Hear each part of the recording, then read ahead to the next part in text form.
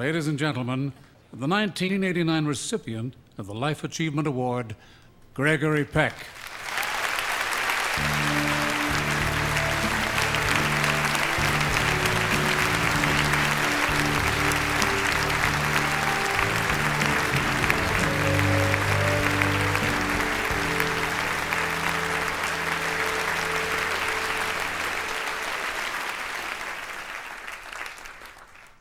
The American Film Institute Life Achievement Award was first presented 25 years ago in this room at this place to John Ford. When the ceremonies were shown on television, an intense young man here in town trying to get his directing career started watched on a small black and white television set in his motel room. That young man succeeded in becoming a director, a remarkable director. And tonight, he becomes the recipient of the Life Achievement Award, joining other director greats such as Orson Welles, William Wyler, Alfred Hitchcock, Frank Capra, Billy Wilder, and David Lean. Martin Scorsese once said with telling simplicity, "I want to be a filmmaker, an American filmmaker, and I just try to make my films." His work is marked by originality, by his own passionate involvement, by memorable acting performances. He's made the films he really wanted to make. And as we have seen tonight, he has the capacity to create scenes of breathtaking complexity, but like all great filmmakers, Scorsese is at his best when, with great simplicity, he allows us to look into the human spirit. Ladies and gentlemen, Martin Scorsese.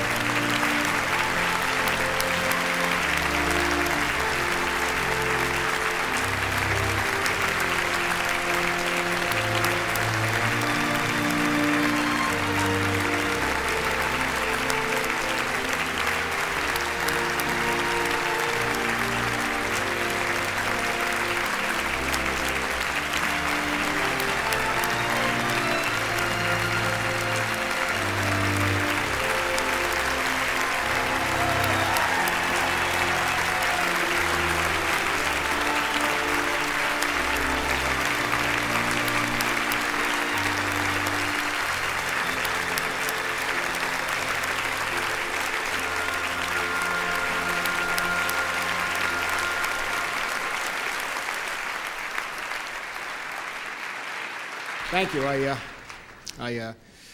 Well, I don't know. I mean, I keep asking myself, I mean, what am I doing up here? How did this happen? I honestly have not quite realized it yet, because this means something very special, to me. And I know I asked that same question back in 1973 when I first came out to Hollywood to live. I felt so privileged and lucky then to be working in Hollywood. I feel even more so tonight to be standing here, even more privileged. When I got the news, I was doing the thing I like to do most. I love to do most, making movies.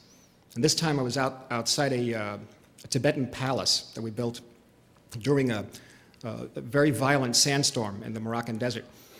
And the news meant a great deal to me, because it's a very special award for me. Since its creation in '73, the AFI Life Achievement Award has represented official recognition and celebration of the very basis of the American film art, that is, I think, the golden age of the Hollywood system, honoring as many of its past masters as possible. And many of the past recipients, Ford and Welles and Billy Wilder, and Greg Peck and Lemon, and they made films that I love. In many ways, they shaped me as a person, and for better or for worse, as a filmmaker. So to be in the company of the Hollywood greats I so loved and learned from over the years is a great, great honor. But even though tonight I'm receiving an award they received, that doesn't make me one of them. The truth is, as I watched their films over the years, I wanted to be them. I wanted to be one of them. But that was an impossible goal I set for myself, because it took a number of years of me making movies for me to realize I could never really be part of that group. Because I'm from another time and place, another world altogether. And I reflect my world today just as they reflected their world and the Hollywood of their day in which they worked. You have to understand that many of these guys, they were pioneers. I mean, they created the very grammar of film language. I mean, whatever we do now, they've pretty much done before. And so where do you go from there? See, home, to myself. You go home, basic, that's what I did. I go home, the only place to go, the only place I could go, the only place I could try to remain truthful to myself. I mean, I say try, because it's tricky. In fact, over the past 25 years, I realized that whether I like it or not, I actually am the movies I've made, for better or for worse. However people understand them, they're who I am, that's all I really can be. And certainly not to everyone's taste, that's for sure. Like my old parish priest once told me a while back, Father Principe, he said about my movies, he said, too much Good Friday, not enough Easter Sunday, Marty.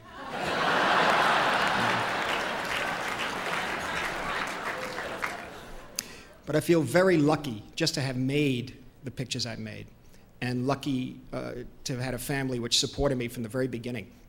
And I've been lucky too with my collaborators over the years, the writers and producers, my editor, DPs, composers, but most especially the actors, many of whom are here tonight and have been so kind tonight. They're such brave actors. I think of the ones I've worked with continually over the years, Joe Pesci, Harvey Keitel, and of course, Bob De Niro. We made 8 pictures together. I mean, they would not be, without these actors, and all of them, the pictures just would not be what they are, if they are anything. I spoke earlier about the old masters. Maybe part of my obsession with preserving films and uncovering lost treasures in the vaults is kind of discovering new old films from the past masters so that their work will never die out, but they'll continue to excite and inspire us. So the way I look at it, since I couldn't have lived and made pictures in the golden age of Hollywood, and the next best thing I can do is to try and make damn sure the work is protected and preserved for the future generations around the world. I talked before about family affairs. The world of movies for me is a family. We need to protect that heritage. And I want to really thank you tonight for making me feel like a member of the family. Thank you.